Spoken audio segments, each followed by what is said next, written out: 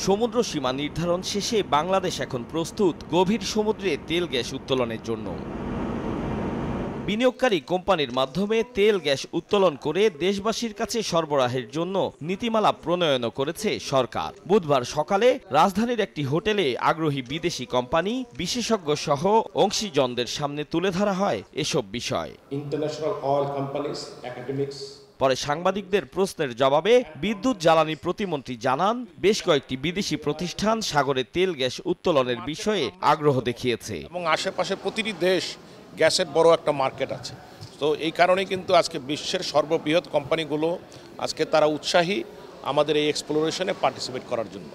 এই এক্সপ্লোরেশন হবে বাংলাদেশের সবচেয়ে বলা যেতে পারে আধুনিক উপায়, দেশের স্বার্থ সর্বপ্রথম এবং সকলের স্বার্থ দেখে, ইনভেস্টরদের স্বার্থ দেখে আমরা এই বিডিংটা প্রসেসটা করতে যাচ্ছি। আর প্রধানমন্ত্রীর বিদ্যুৎ জ্বালানি বিষয়ক উপদেষ্টা তৌফিক-ই এলাহি চৌধুরী বলেন, বিনিয়োগের জন্য বাংলাদেশে এখন চমৎকার পরিবেশ রয়েছে।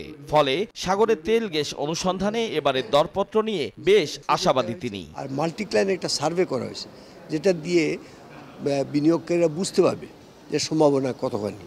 আপনারা শুনেছেন যে ইনশাআল্লাহ এটা পৃথিবীর অন্যান্য যেসব অববাহিকা আছে তার তুলনায় এটাও সমৃদ্ধ। আমরা যেটুকু জানি যে যথেষ্ট সাড়াও পাওয়া যাচ্ছে। জোর ব্রাইট লক টেকনোলজি সাধারণ পাউডারের তুলনায় দেয় দ্বিগুণ উজ্জ্বলতা, রিন অ্যাডভান্সড দেয় দ্বিগুণ উজ্জ্বলতা। সেমিনারে উপস্থিত জ্বালানি বিশেষজ্ঞ জানান, এবারের জরিপ কাজ এবং দরপত্রের বিষয়গুলো তার কাছে ইতিবাচক মনে হয়েছে।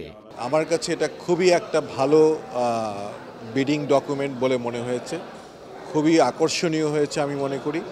এবং জিওলজির যে প্রেজেন্টেশনটা দেখালো, এর অর্ধেকও যদি আমার মনে হয় যদি ঠিক হয়, তাহলে আমাদের খুব ভালো সম্ভাবনা আছে অফশোরে গ্যাস পাওয়ার। ফিনান্সিয়াল যেগুলো টার্মস কন্ডিশনগুলো, যে ইনসেন্টিভগুলো দেয়া হয়েছে, সেগুলি খুবই আকর্ষণীয়। আন্তর্জাতিকভাবে এটা কম্পিটিটিভ মনে করি আমি।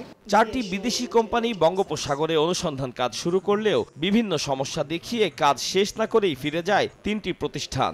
আর একটি প্রতিষ্ঠান এখনো অনুসন্ধান চালাচ্ছে 2টি ব্লকে। বাকি 24টি ব্লকে অনুসন্ধান চালানোর জন্যই এবার দরপত্র আহ্বান করা হয়েছে। আতাউর কাউসার, সময় সংবাদ, ঢাকা।